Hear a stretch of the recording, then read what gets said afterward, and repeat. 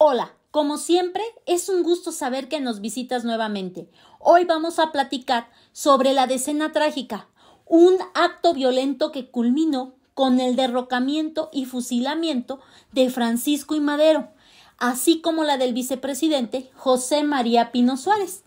Este movimiento se llamó la Decena Trágica, que fue un golpe de Estado que se dio en la Ciudad de México, teniendo una duración de 10 días, cuyas fechas fueron del 9 al 19 de febrero de 1913, marcando en la historia de México un violento golpe de Estado. ¿Sabes? La conspiración era en contra del gobierno de Francisco I. Madero y además querían derrocar al vicepresidente José María Pino Suárez. Esto comenzó a mediados de 1912, donde un grupo de militares y políticos como Rodolfo Reyes, hijo del general Bernardo Reyes, así como de los generales Manuel Mondragón, quien representaba los intereses de Félix Díaz y Gregorio Ruiz. Ellos mostraban descontento en la forma de cómo gobernaba Madero. La conspiración estalló en la mañana del 9 de febrero de 1913, en la cual varios grupos de soldados desublevaron en la Ciudad de México con el objetivo de derrocar al presidente Francisco I. Madero.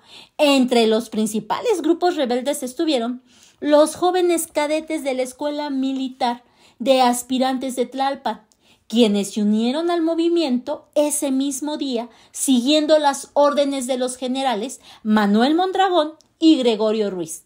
Su misión era marchar hacia Santiago Tlatelolco para liberar al general Bernardo Reyes, quien estaba preso. Otro grupo de soldados rebeldes salió del cuartel de Tacubaya con la orden de dirigirse a la cárcel de Lecumberri y liberar a Félix Díaz, sobrino del exdictador Porfirio Díaz. Por otro lado, tropas bajo el mando del general Manuel Mondragón, experto en artillería, lideró a soldados sublevados en la toma de la Ciudadela, un punto estratégico donde almacenaban armas y municiones.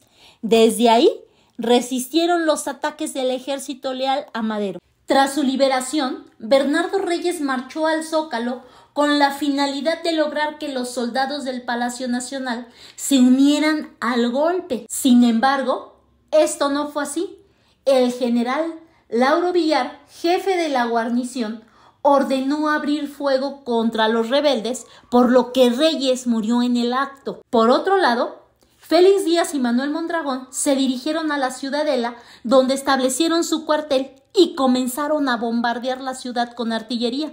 Mientras tanto, el presidente Francisco I. Madero, al enterarse del golpe, salió de Chapultepec y se dirigió al Palacio Nacional. Ahí relevó a Lauro Villar, quien estaba herido, y puso al mando de la defensa a Victoriano Huerta, confiando en su lealtad. Le pidió sofocar la rebelión.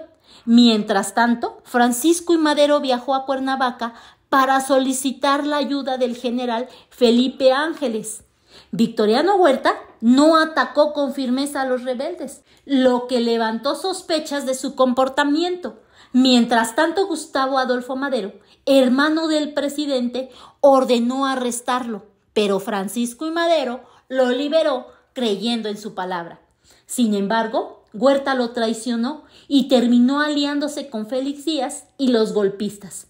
Además, Estados Unidos apoyó a Victoriano Huerta y al grupo de golpistas, ya que consideraba que el gobierno de Francisco I. Madero no era del todo estable, sobre todo porque los empresarios temían perder sus inversiones realizadas en México en las industrias del petróleo, la minería y los ferrocarriles, debido al movimiento de la Revolución Mexicana. El embajador de Estados Unidos en México, Henry Lane Wilson, veía a Madero como un líder incapaz de gobernar, y además este último tenía simpatía por los golpistas, permitiendo que estos se reunieran en la embajada estadounidense. Dado lo mencionado, Henry Lane Wilson el embajador de Estados Unidos en México, el 18 de febrero de 1913, fue quien facilitó el acuerdo entre Félix Díaz, sobrino de Porfirio Díaz, el líder de los golpistas, y Victoriano Huerta, con cargo de general del Ejército Federal y jefe militar de la Ciudad de México. Ellos firmaron el pacto llamado de la Embajada, siendo un acuerdo secreto llamado así porque se llevó a cabo en la Embajada de los Estados Unidos en México. Y esto fue con la finalidad de formalizar el golpe de Estado en contra del presidente Francisco I. Madero y colocar en el poder al general Victoriano Huerta. Este último se comprometía a derrocar a Madero y asumir la presidencia. Además, Félix Díaz reconocía a Huerta como presidente, pero con la promesa de que después de un tiempo se convocaría a la elección, en la que Díaz podría postularse. El presidente Francisco I. Madero fue detenido el 18 de febrero de 1913 por órdenes de Victoriano Huerta. La detención fue llevada a cabo por el general Aureliano Blanquet, quien ingresó con sus tropas a Palacio Nacional, arrestando a Madero y al vicepresidente José María Pino Suárez. Para el día 19 de febrero de 1913, Gustavo Adolfo Madero, hermano del presidente Francisco I. Madero, fue asesinado brutalmente por los golpistas que tomaron el poder en México. Todo comenzó la noche anterior, cuando Victoriano Huerta, que había traicionado al presidente Francisco I. Madero, recibió la exigencia de entregar prisioneros a los militares rebeldes en la Ciudadela. Para ganar su aprobación y apoyo, entregó a Gustavo Madero y a Adolfo Basó Bertolay, el intendente de Palacio Nacional.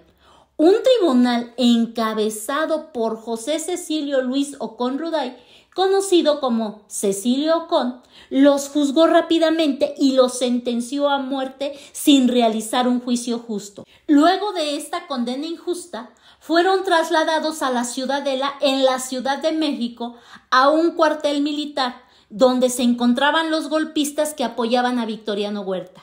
Justo antes de fusilarlos, los soldados desataron su furia en contra de Gustavo. Lo golpearon salvajemente, lo insultaron y lo arrastraron por el suelo.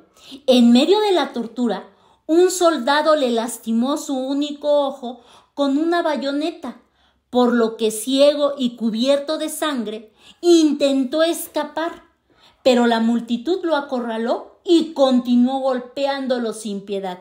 Finalmente llegó hasta la estatua de Morelos, donde ya sin fuerzas para seguir se desplomó, quedando tirado en el suelo.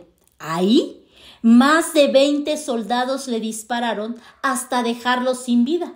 Luego un soldado le dio un último disparo, dejándolo ahí hasta el amanecer, cuando lo enterraron.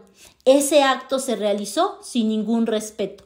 Por otro lado, Adolfo Basó Bertolay fue fusilado esa misma madrugada, gritando con valentía «¡Viva México!» antes de morir. Este asesinato fue una de las muchas atrocidades cometidas durante el golpe de Estado que acabó con el gobierno de Francisco I. Madero y marcó el inicio de una etapa de violencia en la historia de México. Ese mismo día de la muerte de Gustavo Madero, la Cámara de Diputados aceptó la renuncia forzada realizada bajo amenaza de ser asesinado al presidente Francisco I. Madero y del vicepresidente José María Pino Suárez, y Madero nombrando como interino a Pedro Lascurain, quien solo gobernó 45 minutos. Su única acción fue nombrar a Huerta como su sucesor y luego renunció, permitiendo que éste asumiera la presidencia. Con su ascenso al poder, el país ingresaba a una etapa de autoritarismo y represión. Mientras tanto, Francisco I. Madero y Pino Suárez permanecieron prisioneros en Palacio Nacional hasta la noche del 22 de febrero, cuando fueron trasladados con pretexto de llevarlos a Lecumberri. Sin embargo, casi al llegar los obligaron a bajar de los vehículos y les quitaron la vida a balazos. Con esta traición, los soldados sublevados lograron su objetivo, la captura y dejar sin vida a Francisco I. Madero y al vicepresidente José María Pino Suárez el 22 de febrero de 1913.